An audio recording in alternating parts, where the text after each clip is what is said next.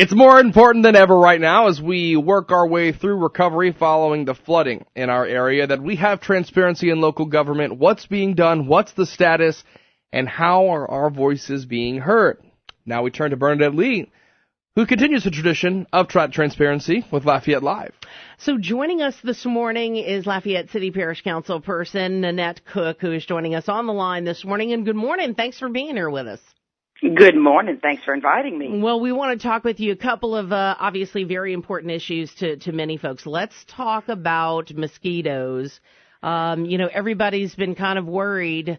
Rob and I were talking earlier this morning. He keeps seeing people in his neighborhood, turning over the plants and different things. A lot of folks worried about that right now. Well, no, that's a great thing for people to start doing is turning over anything that collects water that might, attract more mosquito growth. So, we're trying to take care of that. We are still doing our regular spraying that we've been doing on the streets, but we are adding a new aerial spraying. We've got a contract with a company out of Oakdale that's going to come start spraying. In fact, they should start spraying tomorrow, and they're going to spray about 135,000 acres in Lafayette Parish.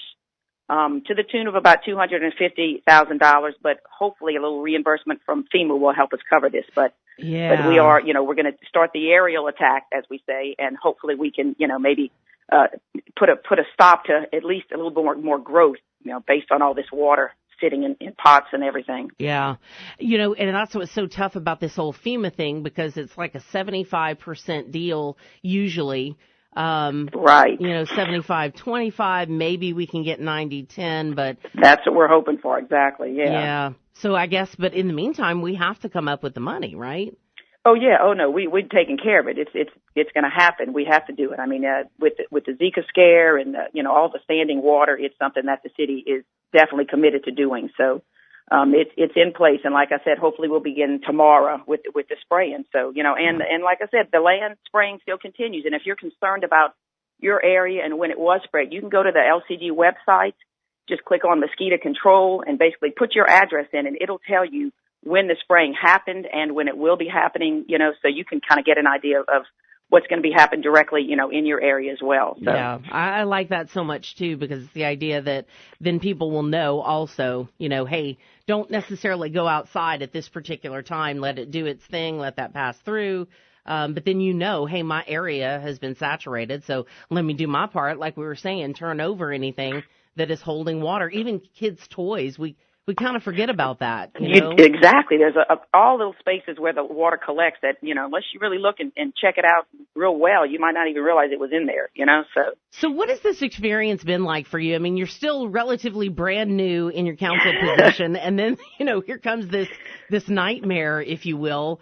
Yeah, wow is right. Here I am just, teaching my little children at school, with my, jumping into city politics, and it's been going great. And look, we've had some, hurdles to jump over between the budget and then comes this. And so it's been interesting, but I have to say I'm so, proud of our community, how well people have responded.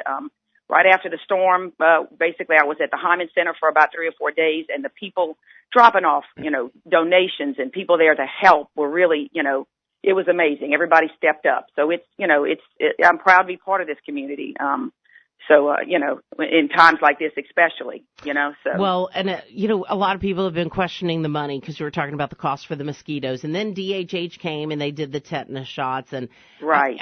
Has it been, I know you wouldn't want to say chaos necessarily, but it's been, I'm sure, way more active than it may typically be for you in terms of having to focus on our local government.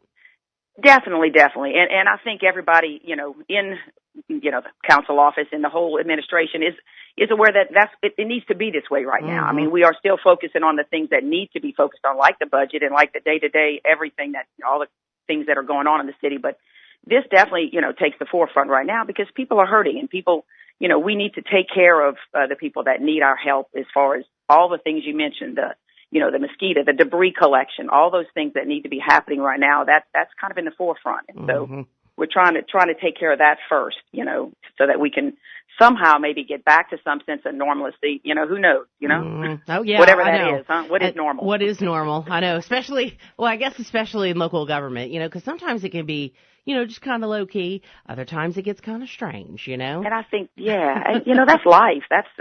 We coast along and then something happens. So, that's, you got to roll with it. You just have to, take care of the things you need to take care of that are right in front of you. And that's kind of what we're trying to do right now. Yeah. So. What's your advice to people if they need to get in contact with you? Should they call your office, go through Facebook, or if they have some real concerns about stuff right now with recovery? Well, we do. We just opened up a disaster recovery, a FEMA center in Lafayette. It's on 301 West University, and it is open from 8 a.m. to 6 p.m., 7 days a week. So that's a place that if you need some face-to-face contact about anything FEMA related, you can do it online. You can register online. But if you really want to talk to somebody, that's the place you need to go. And so, I would encourage people if they want to, anything FEMA they want to talk about, they can go there. Now, we have all kind of information on our LCG website as well that you could look up, and find out some issues about maybe your debris collection. You can call the number 291-8517 if you have any issues with your pickup, your debris, and or your regular trash pickup. Again, we have 232 help is available too. If you have some other questions and need some help across the board, they have been very helpful throughout this ordeal, and as far as connecting to people, and that's 232-4357 or 232 help. Of course, United Way is available as well if you are looking for donations, and that's 233-8302. We could just roll out all these numbers.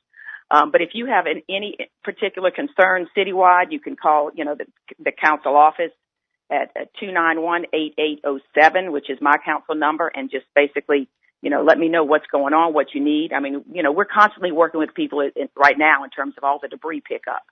We're also looking at things about, flood. A lot of people have flood questions. I wasn't in a floodplain before. Now, am I in a flood zone? What's the deal? So, there's a lot of, questions about, all these things. And, there's also, there's another number for that to call too. So, if you need, you can call this city council number, main number, and we'll direct you to is all these agencies, all these people that are there to help you and give you information, and hopefully, give you what you need as far as moving forward.